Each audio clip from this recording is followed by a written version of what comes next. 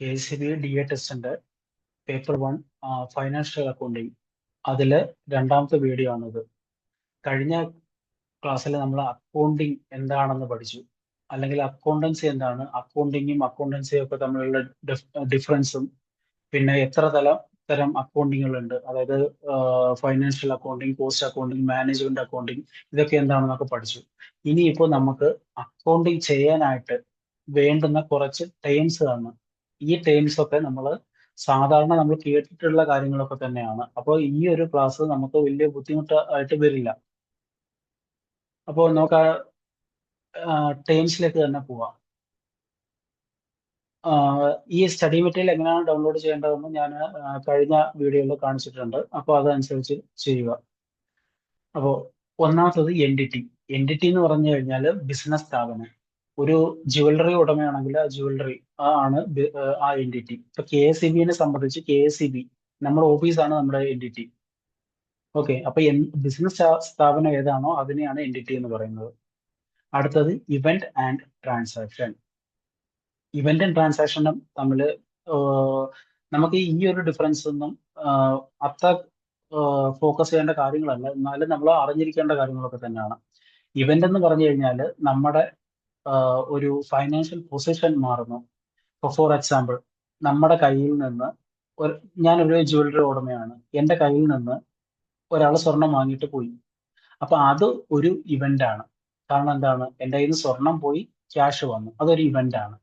അപ്പൊ ഈ ഇവന്റിനെ നമുക്ക് റെക്കോർഡ് ചെയ്യണം, അതായത് ബുക്സിൽ നമ്മൾ രേഖപ്പെടുത്തണം, അല്ലേ?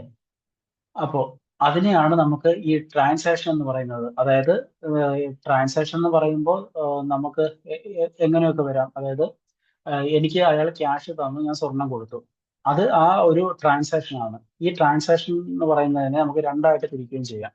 അതായത് ട്രാൻസാക്ഷനെ രണ്ടായിട്ട് തിരിക്കുന്നു: ക്യാഷ് ട്രാൻസാക്ഷൻ, ക്രെഡിറ്റ് ട്രാൻസാക്ഷൻ. ഇപ്പോൾ എൻ്റെ കയ്യിൽ നിന്ന് സ്വർണം വാങ്ങി, അയാൾ എനിക്ക് ക്യാഷ് തന്നു, അങ്ങനെയാണെങ്കിൽ അതൊരു ക്യാഷ് ട്രാൻസാക്ഷൻ ആവും. ഇനി അയാൾ എനിക്ക് ക്യാഷ് തരുന്നില്ല, കടമായിട്ടാണ് ഞാൻ കൊടുത്തത്, അങ്ങനെയാണെങ്കിൽ അതിനെ പറയുന്നതാണ് ക്രെഡിറ്റ് ട്രാൻസാക്ഷൻ. ഇതിൽ പ്രത്യേകിച്ച് വേറെ ഒന്നും നമുക്ക് നോക്കാനായിട്ടില്ല. ഇതില് ഇവന്റും ട്രാൻസാക്ഷനും എന്താണെന്ന് നമുക്ക് ഇനി വേണമെന്നുണ്ടെങ്കിൽ നമുക്ക് ഇവിടെ നോക്കാവുന്നേ ഉള്ളൂ. അതായത് ഈ ട്രാൻസാക്ഷൻ എന്ന് പറയുമ്പോൾ അവിടെ രണ്ടാൾക്കാരുണ്ട്, അവിടെ കൈമാറ്റം എന്തൊക്കെയോ ചെയ്തിട്ടുണ്ട്. അപ്പൊ അതുകൊണ്ടാണ് അതിനെ ട്രാൻസാക്ഷൻ എന്ന് പറയുന്നത്. അതിനെ രണ്ടു തരം ഉണ്ടെന്നും പറഞ്ഞു. ഇതൊന്നും ഇങ്ങനെ പഠിച്ചു വെക്കേണ്ട ആവശ്യമില്ല, ഇതൊക്കെ മനസ്സിലാക്കി വെക്കുക എന്നുള്ള കാര്യം മാത്രമേ ഉള്ളൂ. അടുത്തത് ഗുഡ്സ്. ഗുഡ്സ് എന്ന് പറഞ്ഞാൽ ചരക്ക്. അതായത് ഒരു ബിസിനസ് സ്ഥാപനം എന്താണോ വിൽക്കാൻ വെച്ചിരിക്കുന്നത് അതാണ് ഗുഡ്സ്. ഒരു ജ്വല്ലറി ഉടമയെ സംബന്ധിച്ചിടത്തോളം അവിടെ വെച്ചിരിക്കുന്ന സ്വർണമായിരിക്കും അയാളുടെ ഗുഡ്സ്, അല്ലെ? ഇനിയിപ്പോ ഒരു ഫർണിച്ചർ കച്ചവടക്കാരനാണെങ്കിലോ, ആ ഫർണിച്ചറുകൾ, അതായത് മേശയും കസാരയൊക്കെ ഇല്ലേ, അതായിരിക്കും അയാളുടെ ഗുഡ്സ്. ഇപ്പോ നമ്മൾ KSEBിയെ സംബന്ധിച്ചാണെങ്കിൽ നമ്മുടെ ഓഫീസിൽ ഒരുപാട് ഫർണിച്ചറും ടേബിളും അല്ലെങ്കിൽ ഇപ്പോ കമ്പ്യൂട്ടറും എല്ലാം ഉണ്ട്. പക്ഷെ അതെല്ലാം നമ്മുടെ ഒരു അസറ്റാണ്, നമ്മളത് നമ്മുടെ ഗുഡ്സ് എന്ന് പറയാൻ പറ്റില്ല. ഇത് ഗുഡ്സ് ആവുന്നത് എപ്പോഴാണ്, നമ്മളത് വിൽക്കാൻ വെച്ചിരിക്കുകയാണെങ്കിൽ അത് ഗുഡ്സ് ആണ്. ഇപ്പോൾ ഫോർ എക്സാമ്പിൾ, ഇപ്പം കച്ചവടക്കാരനെ, അതായത് ഒരു ജ്വല്ലറി ഉടമയെ സംബന്ധിച്ചിടത്തോളം അത് അയാളുടെ സ്വർണമാണ് അയാളുടെ ഗുഡ്സ്. അല്ലാതെ അവിടെയുള്ള സോഫയും അലമാരയും ഇതൊന്നും അയാളുടെ ഗുഡ്സ് അല്ല. പക്ഷെ ഒരു ഫർണിച്ചർ കച്ചവടക്കാരനെ സംബന്ധിച്ചിടത്തോളം അത് അയാളുടെ ഗുഡ്സ് ആയിട്ട് മാറും. ഓക്കെ, കാരണം അതാണ് അയാളെ വിൽക്കാൻ വെച്ചിരിക്കുന്നത്. ഇനി ഡെറ്റർ ആൻഡ് ക്രെഡിറ്റർ. ഡെറ്റർ എന്ന് പറയുമ്പോൾ ഒരാൾ എൻ്റെ കയ്യിൽ നിന്ന് കടമായിട്ടാണ് സാധനം വാങ്ങിയത്, അതായത് സ്വർണം വാങ്ങിച്ചുകൊണ്ട് പോയി. അങ്ങനെയാണെങ്കിൽ അയാൾ കടമായിട്ട് എനിക്ക് ക്യാഷ് തന്നില്ല. അപ്പൊ എന്തായി, അയാൾ എൻ്റെ കടക്കാരനായി. അതിനെയാണ് ഡെറ്റർ എന്ന് പറയുന്നത്. അതായത് അയാൾ എൻ്റെ ഡെറ്റർ ആയിട്ട് മാറി. ഇനി നേരെ ക്രെഡിറ്റർ. ഫോർ എക്സാമ്പിൾ, SBI നമുക്ക് എന്ത് ചെയ്തു തന്നു, ലോണ് തന്നു. അങ്ങനെയാണെങ്കിൽ SBI നമ്മുടെ ക്രെഡിറ്റർ ആണ്, അതായത് നമ്മൾ അങ്ങോട്ട് പൈസ കൊടുക്കാനുണ്ട്. മനസ്സിലായോ? പക്ഷെ SBIയെ സംബന്ധിച്ചിടത്തോളം നമ്മൾ ആരാണ്, നമ്മൾ അവരുടെ ഡെറ്റർ ആയിട്ട് വരും. അതായത് SBIയെ സംബന്ധിച്ചിടത്തോളം നമ്മൾ അവരുടെ ഡെറ്ററും, നമ്മളെ സംബന്ധിച്ചിടത്തോളം SBI നമ്മുടെ ക്രെഡിറ്ററും ആവും. ഇത് മനസ്സിലാക്കാവുന്ന ഒരു കേസ് തന്നെയുള്ളൂ, ഡെറ്ററും ക്രെഡിറ്ററും. ഓക്കെ, അടുത്തത് books of accounts. Books of accounts എന്ന് പറഞ്ഞാൽ ഒന്നുമില്ല, നമ്മൾ എവിടെയൊക്കെയാണോ റെക്കോർഡ് ചെയ്യുന്നത്, അതായത് ഒരു ട്രാൻസാക്ഷൻ നടന്നു അതിനെ നമ്മൾ പ്രോപ്പർ ആയിട്ട് റെക്കോർഡ് ചെയ്യണം. ആ റെക്കോർഡ് ചെയ്യുന്നത് എവിടെയാണ്? നമ്മുടെ ബുക്സ് ഓഫ് അക്കൗണ്ട്സുകളിലായിരിക്കും. അതായത് ഒരുപാട് ബുക്സ് ഓഫ് അക്കൗണ്ട്സ് ഉണ്ട്. ഇപ്പൊ ജേണല്, ലെഡ്ജർ, ഇതെല്ലാം നമ്മുടെ ബുക്സ് തന്നെയാണത്. അത് കുറെ റെക്കോർഡുകളാണത്. നമ്മൾ ട്രാൻസാക്ഷൻ എല്ലാം റെക്കോർഡ് ചെയ്ത് വെക്കുന്നത്. ഓക്കെ. ഇനി അടുത്തത് എൻട്രി. എൻട്രി എന്ന് പറഞ്ഞാൽ നമ്മൾ ഈ റെക്കോർഡുകളെ ബുക്കിൽ എഴുതി വെക്കുന്നു, അത്രേ ഉള്ളൂ. അതാണ് എൻട്രി. എൻട്രി ചെയ്യുമെന്ന് പറഞ്ഞു കഴിഞ്ഞാൽ ഒരു ട്രാൻസാക്ഷൻ നടന്നു, അതിനെ നമ്മൾ റെക്കോർഡ് ചെയ്ത് വെക്കുന്നു. ഇനിയാണ് നമുക്ക് ജേണൽ, ലെഡ്ജർ, ഇങ്ങനെയുള്ള കാര്യങ്ങൾ. അപ്പോ നമ്മുടെ ബേസ് ആണിത്. ഇപ്പൊ നമ്മള് ആഹ്, ഒരു സ്വർണ്ണക്കടക്കാരൻ, അതായത് അയാളുടെ കടയിൽ നിന്ന് ഒരാൾ സാധനം വാങ്ങി പൈസ കൊടുക്കുകയും ചെയ്തു. അപ്പൊ അവിടെ എന്തായി? അവിടെ ഒരു ട്രാൻസാക്ഷൻ നടന്നു, അല്ലേ? അത് ഞാൻ ഒരു എക്സാമ്പിൾ സഹിതം കാണിച്ചു തരാം. ദേ ഇവിടെ ആഹ് ഇപ്പൊ 100 രൂപയെന്ന് വെച്ചോ, സ്വർണ്ണം എന്നല്ല, ഒരു എക്സാമ്പിൾ ആണത്. അതായത് ഞാൻ എന്ത് ചെയ്തു? എന്റെ കടയിൽ നിന്ന് ഒരാൾ സാധനം വാങ്ങി, അതായത് 100 രൂപയുടെ സാധനം വാങ്ങി, അതായത് എനിക്ക് ക്യാഷ് കിട്ടി, ഞാൻ സെയിൽ നടത്തി. അതായത് ഒരു ട്രാൻസാക്ഷന് രണ്ട് ഇഫക്റ്റ് ഉണ്ട്, അല്ലെ? ഒരു ട്രാൻസാക്ഷന് രണ്ട് ഇഫക്റ്റ് ഉണ്ട്. എന്റെ കയ്യിൽ ക്യാഷ് വന്നു, അവിടെ സെയിൽ നടത്തി. അതായത് 100 രൂപയുടെ കാര്യമാണ്, 100 രൂപയുടെ സെയിലാണ് ഞാൻ നടത്തിയത്. അപ്പൊ എനിക്ക് ക്യാഷും വന്നു, അവിടെ സെയിലും ഞാൻ നടത്തി. അതായത് രണ്ട് പ്രാവശ്യം ഞാൻ വിവരം എഴുതി. ഇത് രണ്ട് പ്രാവശ്യം സെയിൽ നടന്നു എന്നല്ല, അതായത് ക്യാഷ് എനിക്ക് ഞാൻ കളക്ട് ചെയ്തു, സെയിൽ നടത്തിയപ്പോൾ ക്യാഷ് ഞാൻ കളക്ട് ചെയ്തു. ഈ ഒരു ഒറ്റ ഒരു അർത്ഥം മാത്രമേ ഇതിനുള്ളൂ. ഓക്കെ. ഇതിന്റെ ഡീപ്പായിട്ടൊക്കെ ഉള്ളത് നമ്മൾ വരുന്ന ക്ലാസ്സുകളിൽ പഠിക്കുന്നതായിരിക്കും. ഇപ്പോൾ ഒരു ഇൻട്രൊഡക്ഷൻ മാത്രമാണ്, അതായത് എന്താണ് ജേണൽ എൻട്രി എന്നാണ് ഞാൻ ഇവിടെ ഇങ്ങനെ പറഞ്ഞിരിക്കുന്നത്. ഓക്കെ. ഇനി ദേ ഇവിടെ നോക്കുക, അക്കൗണ്ട്. അക്കൗണ്ട് എന്ന് പറഞ്ഞു കഴിഞ്ഞാൽ ഇത്രയേ ഉള്ളൂ. ഈ ക്യാഷ് എന്ന് പറഞ്ഞിട്ട് ഞാൻ ഒരു ജേണൽ എൻട്രി ഇടുമ്പോൾ ഞാൻ ക്യാഷ് എന്ന് പറഞ്ഞിട്ട് ഒരു അക്കൗണ്ട് തുടങ്ങി. എന്റെ ലെഡ്ജറിൽ ഞാൻ ക്യാഷ് എന്ന് പറഞ്ഞിട്ട് ഒരു അക്കൗണ്ട് തുടങ്ങി. അതേപോലെ ഞാൻ സെയിൽസ് എന്ന് പറഞ്ഞ് മറ്റൊരു അക്കൗണ്ട് തുടങ്ങി. ഇതാണ് നമ്മൾ ഇപ്പം എന്റെ ഒരു ലെഡ്ജർ ആണെന്ന് വിചാരിച്ചു, അതില് ക്യാഷ് അക്കൗണ്ട്, ഇങ്ങനെ ഒരു ക്യാഷ് അക്കൗണ്ട് ഉണ്ട്. അതിനകത്ത് ഒരുപാട് ട്രാൻസാക്ഷൻസ് വരും. 100 രൂപയുടെ ട്രാൻസാക്ഷൻ, 60 രൂപയുടെ, പിന്നെ ഇങ്ങനെ പല പല ട്രാൻസാക്ഷൻസ് ഉണ്ടാവും. ഓക്കെ. അപ്പം ഇതെല്ലാം കൂടെ കമ്പൈൻ ചെയ്യുന്നതാണ് എന്ത്? ലെഡ്ജർ. അതായത് ഞാൻ ഇങ്ങനെ ഒരൊറ്റ അക്കൗണ്ടിൽ കൊണ്ടുവന്നു, അതായത് ഒരുപാട് സാധനം ഞാൻ വിറ്റു, അപ്പൊ എനിക്ക് ക്യാഷ് കിട്ടി. അപ്പൊ അതെല്ലാം ഞാൻ ഒറ്റ ഇതിൽ കൊണ്ടുവരുന്നതിനെയാണ് ലെഡ്ജർ എന്ന് പറയുന്നത്. നമുക്ക് അറിയാവുന്ന കേസ് തന്നെ ആയിരിക്കും. കാരണം ഇത് അക്കൗണ്ട്സിൽ യാതൊരു ബേസും ഇല്ലാത്ത ഒരാൾക്ക് പറഞ്ഞു കൊടുക്കുന്ന രീതിയിലാണ് ഞാൻ പറഞ്ഞു പോകുന്നത്. ഓക്കെ. അപ്പൊ ഇവിടെ തന്നെ നമുക്ക് വേറെ എന്ത് കൊണ്ടുവരാം? സെയിൽസ് അക്കൗണ്ട്, ഇങ്ങനെ ഒരു സാധനം കൊണ്ടുവരാം. അവിടെയും പല രീതിയിൽ ഒരുപാട് എമൗണ്ട് ഇങ്ങനെ പൊയ്ക്കൊണ്ടേയിരിക്കും. ഓക്കെ. അപ്പൊ ഇങ്ങനെ വേർതിരിച്ച് എഴുതുന്നതിനെയാണ് നമ്മൾ എന്ത് പറയുന്നത്? ലെഡ്ജർ എന്ന് പറയുന്നത്. ഇപ്പൊ രണ്ട് കാര്യവും നിങ്ങൾക്ക് ഏകദേശം മനസ്സിലായിട്ടുണ്ടാവും.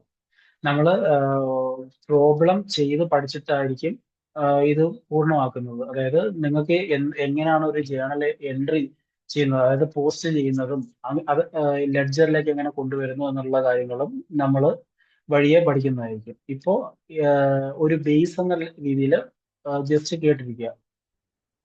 ആഹ് ഒരുവിധം ആൾക്കാർക്കൊക്കെ ഇതൊക്കെ എന്താണെന്ന് മനസ്സിലായിട്ടുണ്ടായിരിക്കും. കാരണം അവര് മുമ്പും നമ്മുടെ AB സെക്ഷനിലൊക്കെ ഇരിക്കുന്ന ആൾക്കാർക്ക് ഇതൊക്കെ എന്താണെന്ന് നോർമലി അറിയും. അപ്പൊ നമ്മൾ ഈ മൂന്ന് കാര്യങ്ങൾ ഒറ്റ അടിക്ക് പഠിച്ചു. അതായത് ഏതൊക്കെയാ? ജേണൽ പഠിച്ചു, അക്കൗണ്ടുകൾ എന്താണെന്ന് പഠിച്ചു, ലെഡ്ജർ അക്കൗണ്ട് എന്താണെന്ന് പഠിച്ചു, അല്ലേ? ഇത്രയേ ഉള്ളൂ. ഇനി അടുത്തത് ഡെബിറ്റും ക്രെഡിറ്റ്.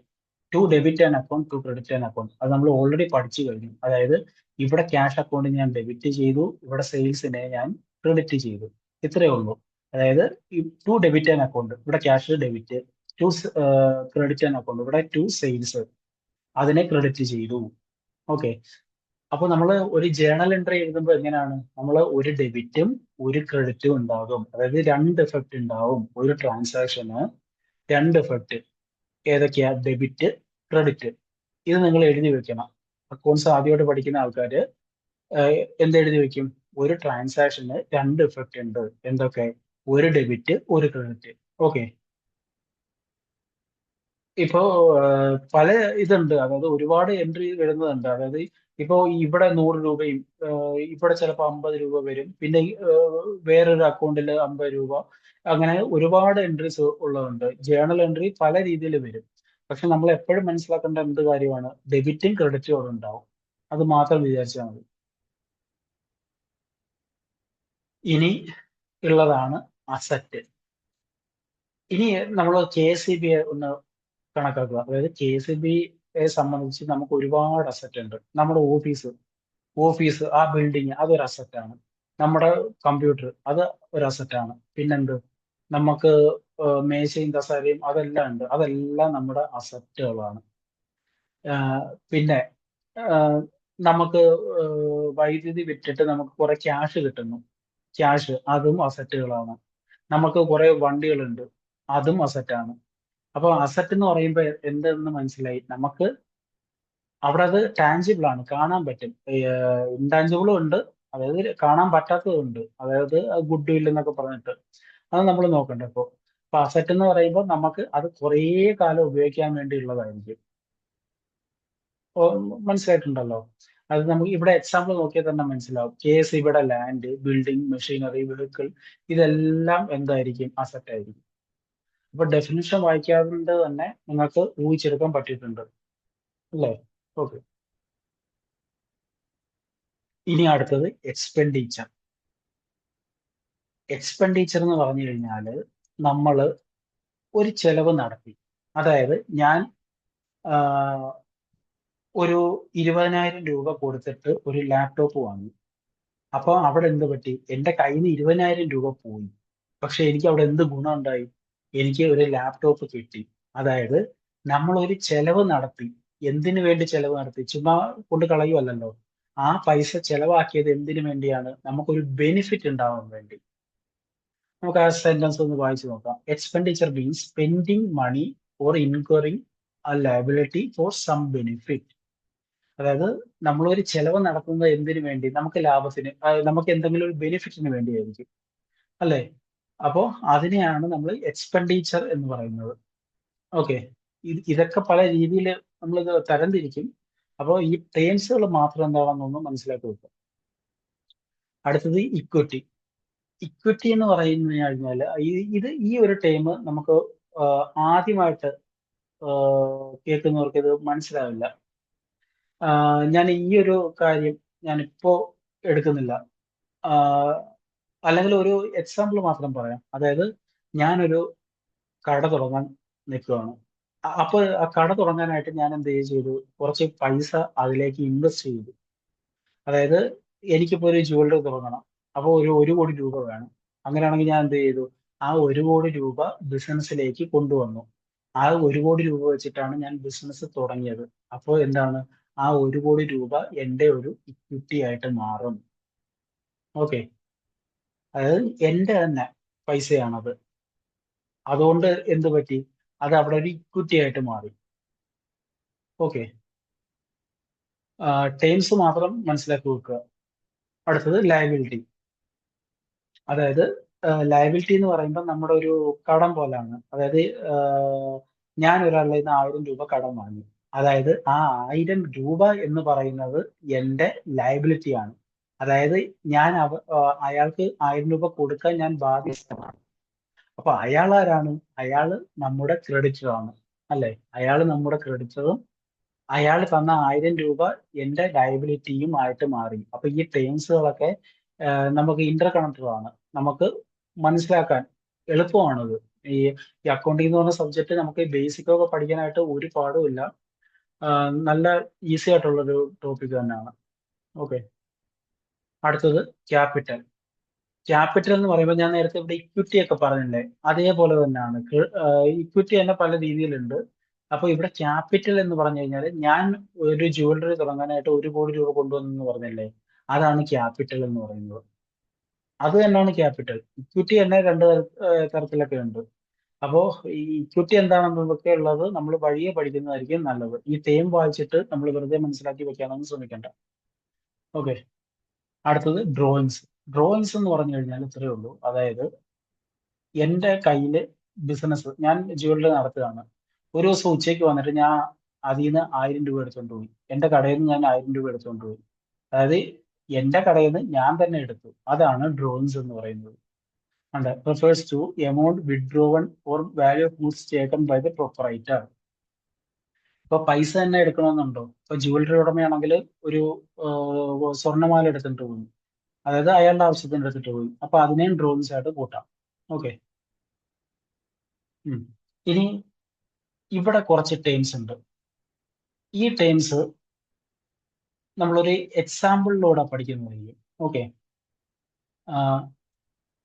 ഫോർ എക്സാമ്പിൾ, എനിക്കിപ്പോ ഒരു 1000, ഞാൻ ഒരു സ്വർണം വിറ്റപ്പോ എനിക്ക് 1 ലക്ഷം രൂപ കിട്ടി. ഓക്കെ. അപ്പൊ അത് കഴിഞ്ഞിട്ട് ഞാൻ എന്ത് ചെയ്തു? എനിക്ക് കുറച്ച് ചെലവുകൾ വന്നു. അതായത് ഒരു 30,000 രൂപയുടെ ഒക്കെ ചെലവ് വന്നു. അല്ലെ? 30,000 രൂപയുടെ ചെലവ് വന്നു. അപ്പൊ അങ്ങനെ പറയുമ്പോൾ എനിക്ക് ലാഭം എന്താണ്? സിമ്പിൾ ആയിട്ടുള്ള കാര്യമാണ്. അതായത് ലാഭം എന്ന് പറയുമ്പോൾ എനിക്ക് 70,000 രൂപയായിരിക്കും. അതായത് 1 ലക്ഷം രൂപ ഞാൻ സാധനം വിറ്റു, എനിക്ക് എങ്ങനെയൊക്കെയോ 30,000 രൂപ ചെലവ് വന്നു. അപ്പൊ 70,000 രൂപ എന്ന് പറയുന്നത് എന്തായിരിക്കും? അതാണ് എന്റെ ലാഭം. അതാണ് പ്രോഫിറ്റ്. ഇവിടെ പഠിച്ച പ്രോഫിറ്റ് ഇതാണ്. ഇൻകം എന്ന് പറഞ്ഞു കഴിഞ്ഞാൽ റവന്യൂ, അതായത് ഞാൻ സ്വർണം വിറ്റ് കിട്ടിയത്, അതാണ് എന്റെ സെയിൽസ്. ഞാൻ ജസ്റ്റ് ഒരു എക്സാമ്പിൾ മാർക്ക് ചെയ്യാം. സെയിൽസ് എന്ന് പറയുന്നത്, അതായത് അത് തന്നെയാണ് റവന്യൂ എന്ന് പറയുന്നത്. 1 ലക്ഷം രൂപ ഇത് എക്സ്പെൻസ് ആണ്, ഇവിടെ പ്രോഫിറ്റ്. ഓക്കെ. അപ്പം നമ്മൾ ഒറ്റ എക്സാമ്പിൾ കൊണ്ട് 3 ടേമുകൾ നമ്മൾ പഠിച്ചു. സെയിൽസും എക്സ്പെൻസും പ്രോഫിറ്റും. ഈ മൂന്നും എന്താണ് നമ്മൾ പഠിച്ചിട്ടുണ്ട്.